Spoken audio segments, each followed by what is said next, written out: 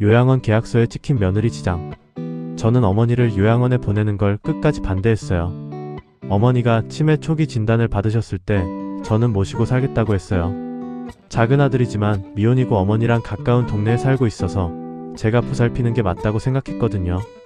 근데 큰형이랑 형수가 전문시설이 더 낫다고 했어요. 어머니 상태가 점점 나빠질 텐데 가족이 감당하는 건 한계가 있다고 제대로 된 곳에 모시는 게 진짜 효도라고요. 그 말이 틀린 것도 아니어서 저도 결국 동의를 했어요. 그게 시작이었어요. 요양원 계약은 형수 주도로 진행됐어요. 형은 바쁘다는 핑계로 형수한테 다 맡겼고 저도 계약 당일에는 일이 있어서 나중에 서류 사본만 받아봤어요. 그때 꼼꼼히 읽었어야 했는데 형수가 다 처리해놨다고 하니까 믿고 넘어갔어요. 믿은 게 잘못이었어요. 어머니가 요양원에 입소하시고 석 달쯤 지난 뒤였어요. 어머니 앞으로 된 부동산 관련 우편물이 저한테 하나 잘못 배달됐어요. 어머니 예전 주소가 제 주소랑 비슷해서 종종 그런 일이 있었거든요. 열어봤더니 부동산 등기 변경 관련 안내문이었어요. 내용을 보는데 어머니 명의 아파트가 이미 형 명의로 이전됐다는 내용이었어요. 저는 그게 무슨 뜻인지 바로 이해를 못했어요. 어머니가 살아계신데 명의 이전이 됐다는 게 말이 안 됐으니까요. 혹시 제가 모르는 사이에 어머니가 증여를 하신 건가 싶어서 형한테 전화를 했어요. 형이 잠깐 뜸을 들이다가 어머니가 요양원 들어가시면서 관리가 어려우니까 미리 정리한 거라고 했어요. 어머니도 아셨다고요. 근데 그 말이 이상했어요. 치매 초기 시기에도 어머니가 재산을 정리하시겠다는 말을 저한테 한 번도 안 하셨거든요. 어머니가 저한테 항상 말씀하셨어요. 이 집은 너희 둘 거라고 나중에 반반 나눠 가지라고요. 그 말을 여러 번 들었어요. 등기부등본을 떼봤어요. 어머니 아파트뿐만 아니라 어머니 명의 토지 한 필지도 이미 형 이름으로 넘어가 있었어요. 이전 날짜가 어머니 요양원 입소일과 거의 같은 시기였어요. 저는 그때부터 서류를 하나씩 추적했어요. 요양원 계약서 사본을 다시 꺼내서 읽었어요. 계약서 뒤쪽에 재산관리대리인 지정 항목이 있었어요. 거기에 형수 이름이 들어가 있고 어머니 지장이 찍혀 있었어요. 저는 그 항목을 처음에 그냥 요양원 입소 관련 행정 절차인 줄 알았어요. 근데 법적으로는 그게 재산 관련 대리권까지 포함하는 항목이었어요. 어머니가 그 내용을 이해하고 지장을 찍으셨을 리가 없어요. 치매 초기라도 낯선 법적 문서의 세부 항목을 파악하기 어려우신 상태였고 무엇보다 어머니 성격상 저한테 말도 안 하고 재산을 정리하실 분이 아니에요. 변호사를 만났어요. 서류를 다 가져갔어요. 변호사가 검토하더니 계약서 내용이 일반 요양원 표준 계약과 다르게 구성되어 있다고 했어요. 대리권 범위가 비정상적으로 넓게 설정되어 있고 그 계약서를 기반으로 공증까지 받은 흔적이 있다고요. 준비가 돼 있던 거예요. 즉흥적으로 한 게 아니라 계획하고 진행한 거라고요.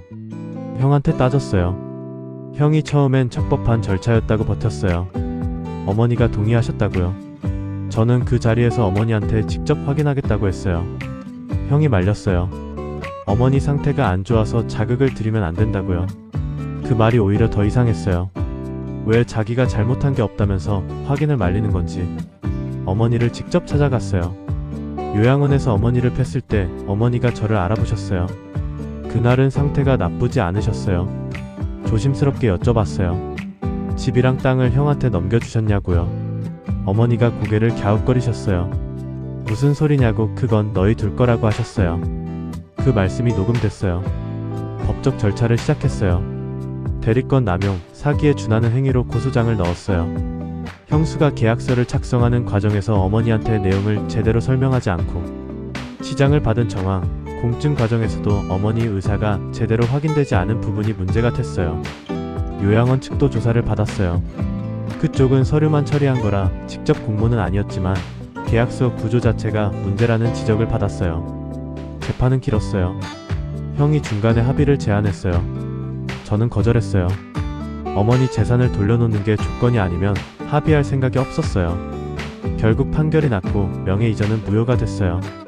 어머니 아파트랑 토지가 다시 어머니 명의로 돌아왔어요. 형수는 집행유예를 받았고 형도 공범으로 인정돼서 처벌을 받았어요. 형이랑은 지금 연락이 없어요. 제가 먼저 끊은 건 아닌데 판결 이후로 연락이 오지 않아요. 솔직히 먼저 연락할 마음이 생기지 않아요. 어머니를 이용한 거잖아요. 어머니가 뭘 모르시는 틈을 노린 거예요. 그게 아들이 한 짓이라는 게 저는 지금도 화가 나요.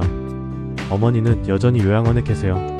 이제 상태가 조금 더 진행됐어요. 저번 주에 갔을 때는 제 이름을 한번 헷갈리셨어요. 근데 손을 잡으면 꼭 쥐세요. 그게 아직은 남아있어요. 재산이 돌아온 건 다행이에요. 근데 솔직히 말하면 그게 핵심이 아니에요. 어머니가 가장 무너지기 쉬운 시간에 가장 가까운 사람한테 당하신 거잖아요. 그게 제일 마음이 아파요. 그리고 그걸 몰랐던 제가 아직도 미안해요. 요양원 계약서 한 장을 꼼꼼히 읽지 않은 게 이렇게 큰일이 될 줄은 몰랐어요. 부모님 관련된 서류는 아무리 귀찮아도 직접 읽어야 해요. 믿는 가족이라도요. 아니, 가족이라서 더 그래야 할 수도 있어요. 구독과 좋아요는 큰 힘이 됩니다. 막장 5분과 함께 특별한 이야기를 함께 해보세요. 우리 주변의 이야기를 빠르게 만나보세요.